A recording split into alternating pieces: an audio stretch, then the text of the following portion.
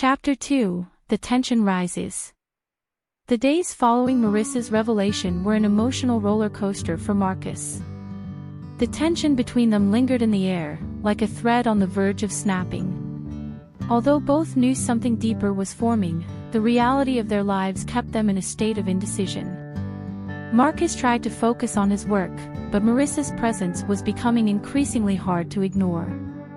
During the day, they exchanged furtive glances and discreet smiles, but at night, when they returned home, the weight of guilt followed him. He felt torn between his uncontrollable desire for Marissa and the life he had built with his wife. It was a dilemma that consumed him, leaving him restless and anxious.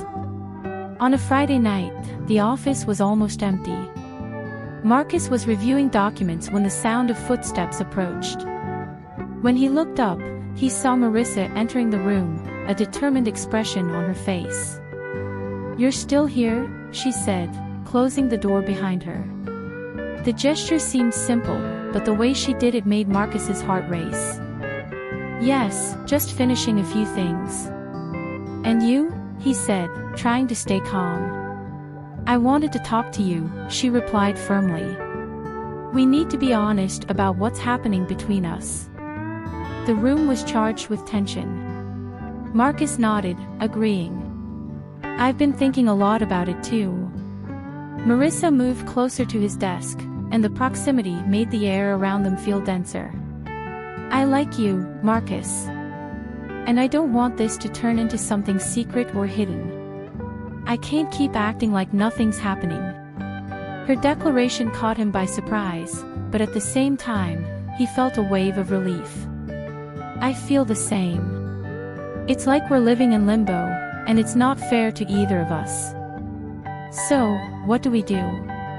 Marissa asked, her gaze challenging yet vulnerable. "We need to find a way to deal with this," Marcus said, his mind racing. "But I can't leave my wife." "Not now." Marissa's expression faltered momentarily but quickly recovered. "I understand, but I can't just be a mistress. That's not who I am."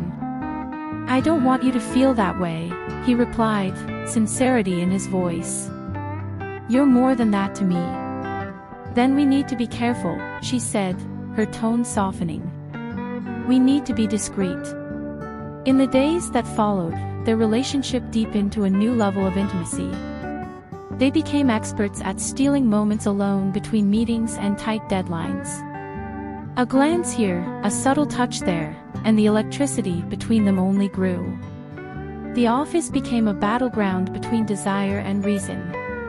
One morning, after a tense meeting, Marcus and Marissa returned to the break room. It was a small space with a coffee table and a few chairs. The scent of fresh coffee filled the air, but the real intoxication was the tension between them.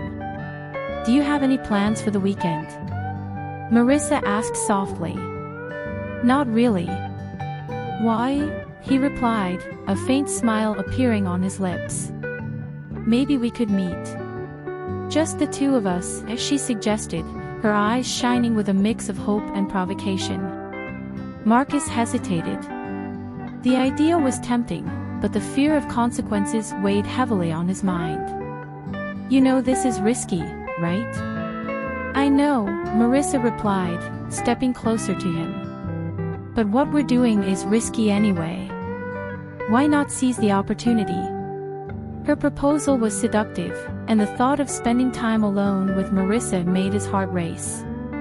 He knew he needed to be cautious, but the desire was overwhelming.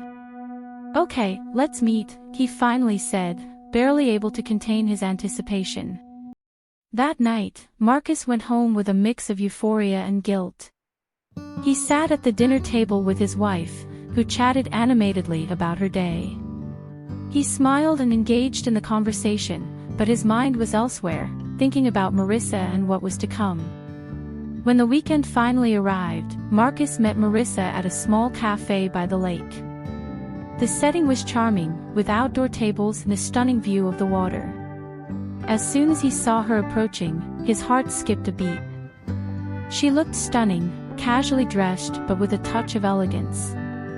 "Hi," she said, her smile lighting up the surroundings. "You came." "Of course, I couldn't miss the opportunity," he replied, trying to hide the nervousness in his voice.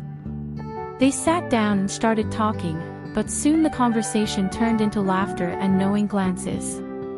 The connection between them grew stronger, and Marcus found himself falling for Marissa in a way he never expected. As the sun began to set, he felt a surge of courage. "Marissa, I know this is complicated, but I can't keep living this double life. I need to know what we really want." Marissa looked at him, her gaze serious. "I want you, Marcus. But I don't want to be a secret. I need clarity." "Me too," he replied, truth ringing in his words. "But we need to find a way to make this work without hurting others." Their conversation deepened, exploring their emotions and the challenges they faced. It was a moment of vulnerability, and both knew they were on a path full of risks, but the connection they shared was undeniable and powerful. As they got up to leave, the tension between them became unbearable. Marcus hesitated but then gathered his courage. He pulled Marissa closer and kissed her, a kiss that blended desire and need. It was as if the world around them had disappeared, and all that mattered was that moment. "This will change everything," he murmured when they pulled apart, their faces still close. "Maybe it'll change for the better," Marissa replied, a smile on her lips. With the night falling, they left the cafe, but the certainty that their lives were about to change was undeniable. What began as a simple meeting had transformed into something deeper, more challenging, and potentially devastating. To be continued.